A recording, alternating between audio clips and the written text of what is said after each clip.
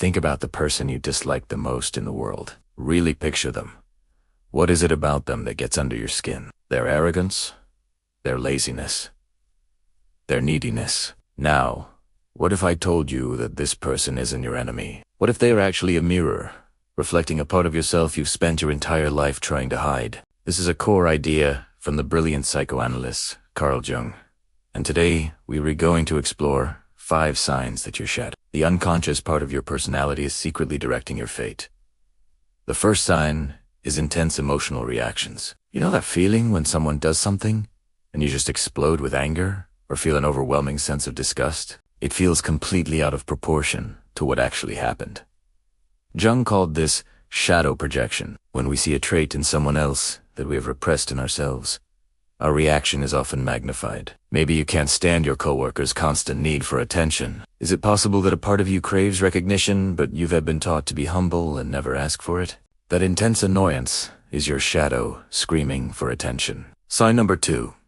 You find yourself repeating the same negative patterns. Does it feel like you always end up in the same kind of bad relationship? Or maybe you keep getting into conflicts with authority figures, no matter where you work. These recurring life dramas are often scripts written by your shadow. For example, if you were taught as a child that being assertive was bossy, you might have pushed your own assertiveness into your shadow. As an adult, you might unconsciously provoke situations where others boss you around, creating a reality that confirms your old belief, all while a part of you longs to take charge. Your life becomes a stage where your shadow acts out the scenes you woe and allow yourself to live. The third sign is chronic self-sabotage. You're on the verge of a huge success you're about to get that promotion, finish that creative project, or finally commit to a healthy lifestyle, and suddenly you do something to mess it all up. You miss the deadline, pick a fight with your partner, or binge on junk food.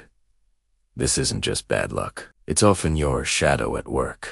If your hidden self believes you undeserve success, or is terrified of the responsibility that comes with it, it will pull the emergency brake right before you cross the finish line. It's a defense mechanism designed to keep you safe in your comfort zone, even if that zone is making you miserable. Sign number 4 is a harsh inner critic. We all have that voice in our heads that tells us we're not good enough, smart enough, or worthy enough. This inner critic is often the voice of the shadow. It's made up of all the criticisms we've internalized from parents, teachers, and society. When you try something new, does a voice whisper, "You're going to fail, so why even bother?" That's your shadow, trying to protect you from potential hurt and disappointment by keeping you small. It's a distorted form of self-preservation. By constantly putting yourself down, the shadow ensures you never take risks that could lead to rejection or failure. The 5th and most subtle sign is finding devils everywhere. You look at the world and see corruption,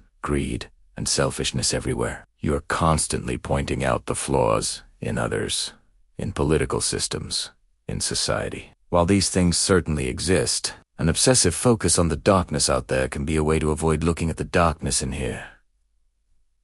It is so much easier to be the righteous crusader fighting external demons than to turn inward and face our own capacity for those very same traits. When we project our own shadow onto the world, everyone else becomes the villain, and we get to remain the hero of our own story, pure and blameless.